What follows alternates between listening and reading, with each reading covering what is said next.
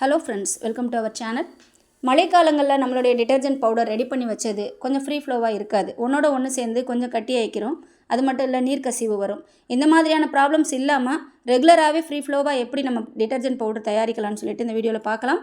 வீடியோவை ஸ்கிப் பண்ணாமல் ஃபுல்லாக பாருங்கள். இதில் பார்த்தீங்கன்னா ஃப்ரீ ஃப்ளோ சால்ட் ஒரு 5 கிலோ அளவுக்கு எடுத்திருக்கேன். வாஷிங் சோடா ஒரு 1.5 கிலோ. ஒரு 10 கிலோ அளவுக்கு நான் ப்ராடக்ட் ரெடி பண்ணி காமிக்கிறேன். டிட்டர்ஜென்ட் பவுடர் 10 கிலோ ரெடி பண்ணி காமிக்கிறேன்.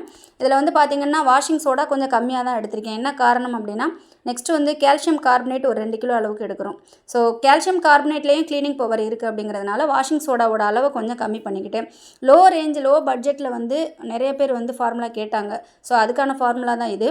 இன்னொரு விஷயம் என்னென்னா, கால்சியம் கார்பனேட் நீங்கள் யூஸ் பண்ணி பண்ணும்போது க்ளீனிங் பவரும் நல்லாயிருக்கும், அதே நேரத்தில் ஃப்ளஃபியாகவும் இருக்கும். உங்களுடைய ப்ராடக்ட்டு நல்ல பார்வையாக இருக்கணும் அப்படின்னா கால்சியம் கார்பனேட் உங்களுடைய ப்ராடக்ட்டில் யூஸ் பண்ணிக்கோங்க.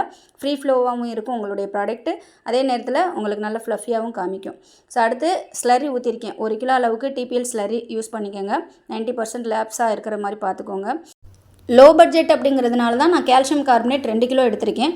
பட் இன்னும் கொஞ்சம் குவாலிட்டி நீங்கள் நல்லா இன்னும் கொஞ்சம் கொடுக்கணும், எக்ஸ்ட்ரா குவாலிட்டி அப்படின்னு நினச்சிங்கன்னா சிலிக்கா பவுடர் 1 கிலோ சேர்த்துக்கோங்க. சிலிக்கா பவுடரும் ஃப்ரீ ஃப்ளோவாக வச்சுக்கும் ப்ராடக்ட்டை.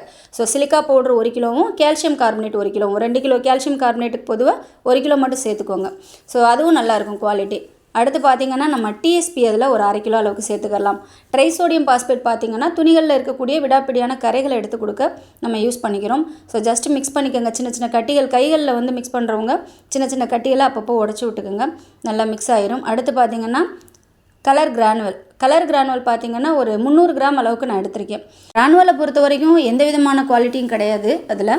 ஸோ அது ஜஸ்ட்டு ஒரு அழகுக்காக சேர்க்கக்கூடிய ஒரு மெட்டீரியல் தான். அடுத்து டினோபால் ஒரு 20 கிராம் அளவுக்கு சேர்த்துக்கலாம். ஜஸ்ட்டு டினோபால் சேர்த்ததுக்கப்புறமா நல்லா மிக்ஸ் பண்ணிக்கோங்க. துணிகளில் பிரைட்னஸ் தரக்கூடியது டினோபால். சிபிஎஸ்எக்ஸ் கூட நீங்கள் மிக்ஸ் பண்ணிக்கலாம், அதுவும் நல்ல பிரைட்னஸ் தரக்கூடியது.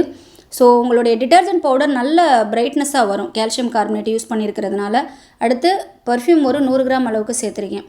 அவ்வளோதான். எல்லாமே நல்லா மிக்ஸ் பண்ணி கட்டிகள்லாம் உடச்சி விட்டுட்டு நீங்கள் உடனே பேக்கெட் பண்ணி சேல் பண்ணிடலாம்.